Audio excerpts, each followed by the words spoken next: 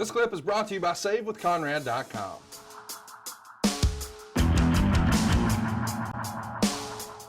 And of course, we're examining mostly professional. Let's take a listen to your promo that would have happened on Worldwide. So this wouldn't have been the TBS taping. This is the syndicated show. And we're going to hear from Arn Anderson on the June 22nd edition of that program. Here we go. Championship prices are in effect for these bouts. I'd like to speak with Arn Anderson now. Jackie Crockett, Ole's home.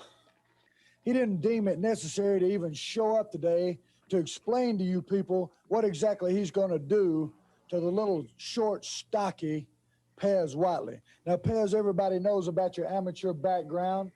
They know exactly what you did in college. They know what you've achieved so far as a professional wrestler. The only thing you haven't seemed to achieve, Pez, is in a mentality quotient.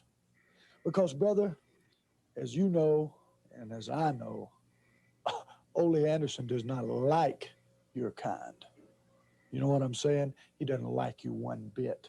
So what he'll do is he'll take out a lot of frustration on you just for being you and then for being an opponent. Now, once all that's said and done, you get out here, you've got Mr. Unpredictable. You got a one-time chance, Slater. Make it your best. I don't think you can handle a cousin of the Andersons. Jackie Crockett being the stick man, not something we've seen a lot of on TBS, but here it is on Worldwide. What do you remember about that? Wow. I remember it being Jackie was weird enough. Jackie was a cameraman. Yeah. He was not an announcer, and he was just kind of off to the side. And I got a feeling he might've been just filling in. I don't know. It was not something that he did on a regular basis, but it was really, really weird as I look back at it now. You also are going to be involved in a 6-man program here, June 22nd. It'll be Ric Flair. Of course, he's the world champion. And we've got the national tag champs, Ole and Arn, and what a 6-man group that is. But rather than taking on who you might imagine on TV, maybe in a different era, perhaps, Dick Slater, Buzz Sawyer, and Magnum TA, it's another outfit. The Italian Stallion, Pez Whiteley, and Rocky King. And unbelievably, you guys go 14 minutes when Whiteley eventually submits to Ric Flair's figure 4. Of course, that's after you hit him with the gourd buster. At some point in the match, though, Magnum TA is going to join Tony Schiavone on commentary. And then afterwards, there's a bit of a dust up. Let's see if we can get to the end of that. Here's the match.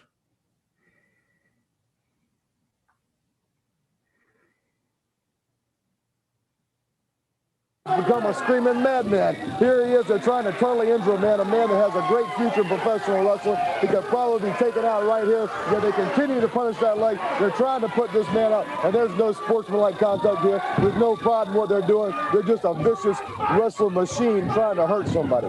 There's no doubt about that. Rocky King, look at Rocky trying to fight, but he is working on only one leg now. Rocky is in a lot of pain. There's that reverse suplex, or the gourd buster, as Arn Anderson likes to call it. And now the world champion. Rocky King's leg is really in a lot of pain. Look at Rocky. Oh, he's in a lot of pain. And now Flair hooks in that figure 4. King's leg is already injured, Magnum. And look at the smirk on Flair's face. Look how happy they are. That's the bell. That's it. Doesn't happen here. Oh, no. Here comes Ric Flair. Here comes Ric Flair. Magnum is here with us. I think you can see it on your screen. Wait a minute now. It's 3-on-1. All 3 of them. Magnum. Well, I don't want to. Hold on. Magnum's taking his vest off. Here comes Dick Slater and Boogie Woogie. I think the lines have been drawn right now. How quickly they back up.